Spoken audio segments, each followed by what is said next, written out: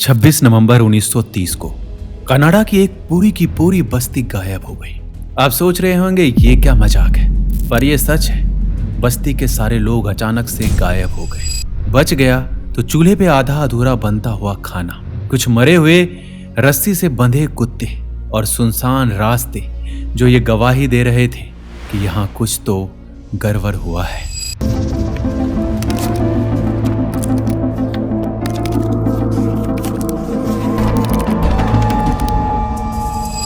बात है 26 नवंबर 1930 की।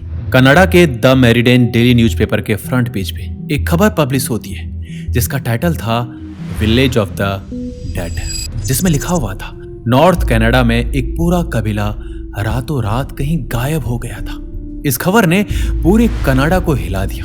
कनाडा के अंजिकुनी झील के किनारे एक गांव हुआ करता था। इस छोटी सी बस्ती में एस्किमो ट्राइब रहता था। इसमें करीब 100 से 150 लोग रहते थे जो इस लेक से मछलियां पकड़कर अपना गुजारा करते थे।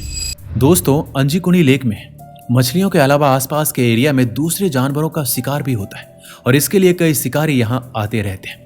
साल 1930 में जो लावेल नाम का एक शिकारी भटकते हुए इस गांव में पहुंचा। क्योंकि उस समय ठंड का मौसम था, इसलिए वो गर्म जगह की तलाश में यहां पहुंचा। जब वह इंसान उस गांव में पहुंचा तो उसने मदद के लिए लोगों को आवाज लगाई, लेकिन उसकी आवाज सुनने वाला वहां कोई नहीं था। उसे उसकी आवाज के अलावा किसी की आवाज नहीं सुनाई थी। चारों तरफ सन्नाटा था। ना कोई इंसान नजर आ रहा था, ना कोई जानवर। उसे लग रहा था शायद गांव वाले सो रहे हैं या फिर कहीं गए हैं। उसने चारों तरफ नजर घुमाई, लेकिन उसे कोई भी नजर नहीं आया। फिर उसने सोचा कि शायद यहाँ के लोग कहीं और चले गए हैं। हालांकि वह रात काटने के लिए एक घर में घुसा, लेकिन वह यह देखकर हैरान रह गया कि घर का सारा सामान बिल्कुल वैसा का वैसा ही रखा हुआ था। किचन में आधा पका हुआ खाना पड़ा था और चूल्हा भी जल रहा था।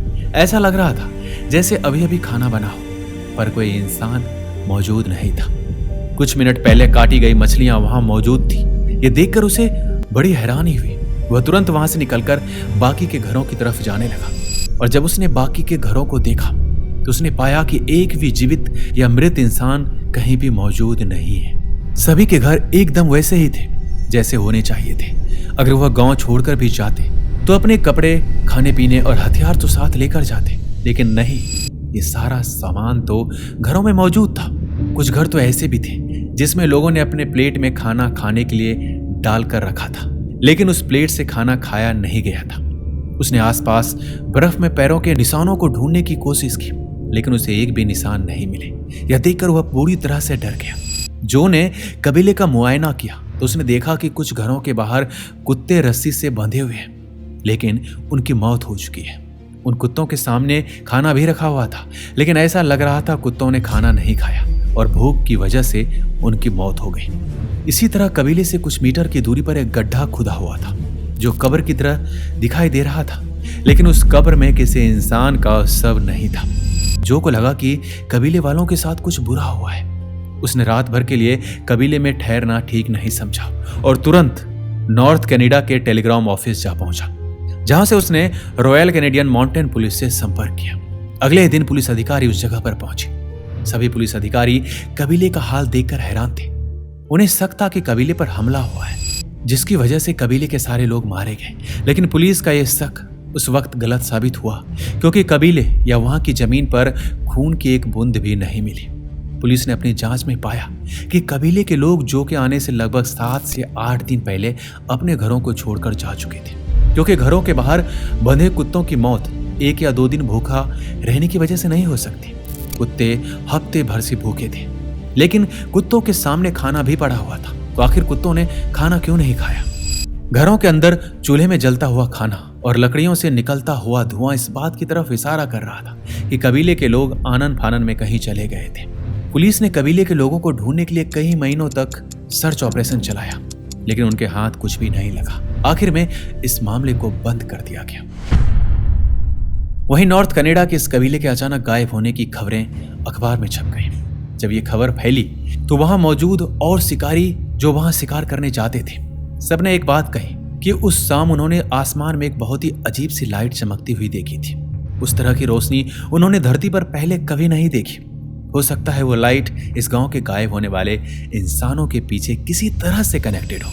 बीते समय के साथ सभी लोग एस्किमो कबीले के अचानक गायब होने की घटना को भूल गए, लेकिन 54 साल बाद ऐसा कुछ हुआ कि लोगों के जहन में एस्किमो कबीले की यादें ताजा हो गई। 1984 में रॉजर बोअर और निगेल ने एक किताब प्रकाशित की थी जिसका नाम था the world greatest UFO mysteries. इस किताब में लेखकों ने दुनिया भर में हुए रहस्यमय मामलों का जिक्र किया, जिसमें उन्होंने एलियंस और यूएफओ से जोड़कर इस किताब में अपनी लेख लिखी। और उसी किताब के एक लेख में एस्किमो कबीले के गायब होने की कहानी भी लिखी गई थी। उस लेख का कहना था कि झील के किनारे बसे इस कबीले को गायब करने के पीछे एलियंस का हाथ था। इन लेखकों ने बताया कि वह अपने आर्टिकल के लिए उस झील के पास गए थे जहां कभी एस्किमो कबीले के लोग रहते थे। उस इलाके में घूमने के दौरान उनकी मुलाकात एक शिकारी और उसके 2 बेटे से हुई थी, जो अक्सर जंगली जानवरों का शिकार करने के लिए झील के पास आते थे। उस शिकारी ने बताया कि झील के पास आसमान में अजीबोगरीब चीजें उड़ती हैं, जो एकदम हवा में नजर आती है और फिर दूसरे ही पल गायब हो जाती है। उस शिकारी ने यह दावा किया कि एस्किमो कबीले के लोगों के गायब होने के पीछे एलियंस का हाथ होगा, जो उस रात कबीले के पास उतरे होंगे और वहां रहने वाले लोगों और बच्चों को अपने साथ ले गए। लेकिन इस बात को लिखने वाले लेखकों के पास अपनी बात को साबित करने के लिए कोई सबूत नहीं था, और एक शिकारी की बातों पर यकीन करके एलियंस की बात को सच मान लेना ठीक नहीं था। यही वजह थी कि कनाडा के ज्यादातर लोगों और पुलिस ने कबीले के गायब होने के पीछे एलियंस के जिम्मेदार को मानने से साफ इनकार कर दिया। इसके बाद इसकी कई थ्योरी सामने आई।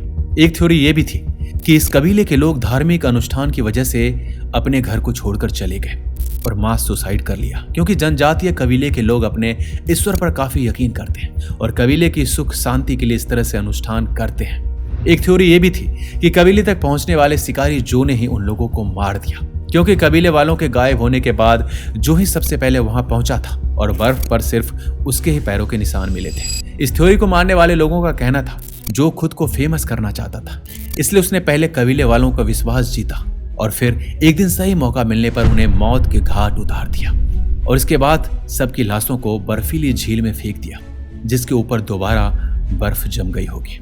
और इस घटना के 7 से 8 दिन बाद जो ने पुलिस को सूचना दी और कबीले वालों के गायब होने की बात बताई। लेकिन इस तरह की थ्योरी को साबित करने के लिए कोई ठोस सबूत नहीं है, इसलिए एस्किमो कबीले के यूं अचानक गायब होने की मिस्ट्री आज तक सुलझ नहीं पाई।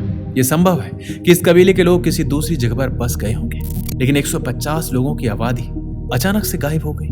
कहां गई और उन्होंने किसी को अपनी गैर मौजूदगी का पता क्यों नहीं लगने दिया? क्या सच में एस्किमो जनजाति के लोग कोई धार्मिक अनुष्ठान कर रहे थे जिसकी वजह से उन्हें अपने पुराने घर और कबीले को छोड़कर नई जगह पर बसना पड़ा था? या उन्होंने सुसाइड कर लिया? या फिर दूसरी दुनिया से ताल्लुक रखने वाले एलियंस ने कबीले के लोगों को किडनैप कर लिया? इस कबीले के रहस्यमय ढंग से गायब होने की घटना को 100 साल से भी अधिक हो गए हैं, लेकिन अभी तक एस्किमो कबीले के अचानक गायब होने की गुत्थी नहीं सुलझ पाई है। दोस्तों, आपका क्या कहना है? हमें कमेंट बॉक्स में अवश्य लिखिए। बहुत सारे ऐसे सवाल हैं इस कबीले को लेकर जिनका जवाब कभी नहीं मिल सका। दोस्तों, मिलते हैं अगली वीडियो में। अपना ख्याल रखिएगा।